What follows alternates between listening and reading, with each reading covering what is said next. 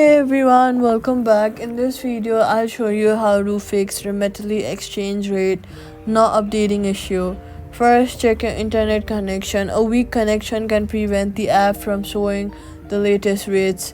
Then refresh the app or log out and log in again.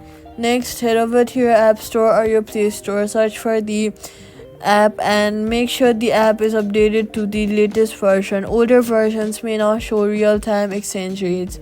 If the problem continues, restart your phone or device. Sometimes server delays from Remitly can cause temporary differences, so wait a few minutes and try again.